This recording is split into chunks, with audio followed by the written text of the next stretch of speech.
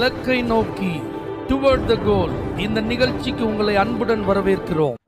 Praise the Lord. ஆண்டவராகிய இயேசுவின் இனிய நாமத்தில் உங்கள் எல்லாருக்கும் இந்த நல்ல நாளில் அன்பின் வாழ்த்துக்கள். ஆதியாகமம் 49ஆம் அதிகாரம் 24ஆம் வசனம். அவன் மேய்ப்பனும் இஸ்ரவேலின் கன்மலையும் ஆனான். யோசேப்பை குறித்து சொல்லப்பட்ட ஒரு வார்த்தை. இந்த வார்த்தையை கேட்குற நீங்க, நான் நல்லா இருக்கணும், ஒரு 4 பேருக்கு நான் பிரயோஜனமா இருக்கணும், என்னைய வச்சு 4 நல்ல காரியங்கள் நடக்கணும், நிறைய பேர் அதனால வாழ்ந்து சுகமா இருக்கணும், இப்பெல்லாம் என்னைக்காவது நினைச்சிருக்கீங்களா? இப்பெல்லாம் ஆசைப்படுறீங்களா? கர்த்தர் உங்களையும் யோசேப்பை போல மாற்ற விரும்பித்தான் இந்த நேரத்திலே உங்களோடு கூட அவர் பேசுகிறார். இந்த யோசேப்பு தேசத்துல ஒரு பெரிய அதிபதியா ஆசீர்வாதமா இருந்தான். அது மாத்திரமல்ல, பல தேசங்களுக்கு படி அளக்கிறவனா இருந்தான். சொந்த குடும்பத்தை பராமரிக்கிறவனா இருந்தான். இவனால எல்லாரும் பசியின்றி பட்டினியின்றி வாழ்ந்து சந்தோஷமா இருக்க ஆண்டவர் கிருபை பாராட்டியிருந்தார். அப்ப இப்படி ஒரு நிலையில நான் இருக்கணும் அப்படின்னு ஆசைப்பட்டீங்கன்னா, இந்த யோசேப்பினிடத்திலிருந்து நீங்க நிறைய காரியங்களை கற்றுக்கொள்ளலாம். அவருடைய சகோதரர்கள் எல்லாம் சில தவறுகளை செய்யும்போது அந்த தவறுகளுக்கு இவன் உடன்படவே மாட்டான். இவனும் அவர்களில் ஒருவனை போல இருந்து தப்பு பண்ண மாட்டான். தன்னுடைய தகப்பனாட்ட அதை சொல்லுவான், இப்படிலாம் தப்பு நடக்குதுப்பா, நீங்க இதெல்லாம் பார்த்துக்கோங்க அப்படின்னு சொல்லுவான். அதோடு கூட மாத்திரமல்ல, எந்த இடத்துல இருந்தாலும் எந்த வேலையை கொடுத்தாலும் சந்தோஷமா செய்யக்கூடிய ஒரு நபர் இந்த யோசேப்பு. நல்ல ராஜ வாழ்க்கை வாழ்ந்த மாதிரி சந்தோஷமா இருந்த ஒரு மனுஷன் தான் திடீர்னு அடிமையா போயிட்டான். ஒரு இடத்துல விற்கப்பட்டான். வேற வழியே கிடையாது, அங்கேருந்து எஸ்கேப் ஆக முடியாது. அவங்க சொல்ற வேலையெல்லாம் செஞ்சுதான் ஆகணும். முறுமுறுக்கலைங்க.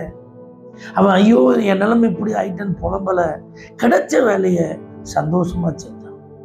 அந்த உண்மையை ஆண்டவர் கனம் பண்ணி ஒரு சின்ன பொறுப்பை கொடுத்தாரு. அந்த வீட்டு ஓனருடைய நம்பிக்கைக்குரியவனா மாறினான். ஆனா அங்க ஒரு தப்பு செய்யறதுக்கு ஒரு வாய்ப்பு வந்த போது, நான் நம்பிக்கை துரோகம் செய்ய மாட்டேன் அப்படிங்கிறதெல்லாம் உறுதியா இருந்தான். தேவனுக்கு விரோதமா நான் பாவம் செய்ய மாட்டேன் அப்படிங்கிறதுல ரொம்ப ஸ்ட்ராங்கா இருந்தான். என் சரீரத்தை பாவத்தினால நான் கெடுக்க மாட்டேன் அப்படிப்பட்ட தீர்மானத்துல உறுதியா இருந்தான். அது மாத்திரமல்ல, அவனுடைய உண்மைக்கு பலன் இல்லை, அவனுடைய நீதி அவனுடைய நியாயம் மறக்கப்பட்டது, அநியாயமா தண்டிக்கப்பட்டான். ஆனாலும் பொறுமையா இருந்தான். கர்த்தர் உயர்த்துகிற வரைக்கும், அந்த வேலை வருகிற வரைக்கும் அவன் காத்திருந்தான். தன்னுடைய சொந்த சகோதரர்கள் அவனுக்கு தீமை செஞ்சிருந்தாலும் அவர்களையும் மன்னிக்கிறவனா இருந்தான். அந்த தவறுகளை மறந்து அவர்களுக்கு உதவி செய்யவும் ஆயத்தமா இருந்தான். தேவனுடைய திட்டம் என்ன என்பதை புரிந்து நடக்கிறவனா இருந்தான். இவைகள் அனைத்தும் தான் அவனை மேய்ப்பனும் இஸ்ரவேலின் கன்மலையுமாய் மாற்றியது. அவனை 4 பேருக்கு ஆசீர்வாதமாக மாற்றியது. கிடைச்ச வேலையை செய்யறதுக்கு ஆயத்தமா இருக்கீங்களா? பரவாயில்ல, கர்த்தருக்கு பயந்து நடக்கிறதுனால பாதிப்பு தான் வந்திருக்கு, ஆனால் அதை பொறுத்து கொள்ள உங்களுக்கு மனது இருக்குதா? நான் உழைக்கிற உழைப்புக்கு ஏற்ற உயர்வு இன்னும் உடனே வரல, ஆனாலும் அந்த நேரத்திலே அமைதியா கர்த்தர் என்னை உயர்த்துவார்னு உங்களால நம்பிக்கையோட காத்திருக்க முடியுமா? உங்களை நம்புறவங்களுக்கு நம்பிக்கை துரோகம் செய்யாம நீங்க வாழ முடியுமா? உங்களுக்கு விரோதமா செயல்பட்டவங்களுக்கும் உங்களை அளவச்சவங்களுக்கும் வாழ்க்கை கொடுக்கறதுக்கு நீங்க ஆயத்தமா இருக்கீங்களா? இதெல்லாம் நீங்க ஆண்டுடைய பார்வையில ஓகேன மாதிரி இருந்தீங்கன்னா நீங்களும் நல்லா இருப்பீங்க, உங்களை வச்சு 4 பேர் நல்லா இருப்பாங்க.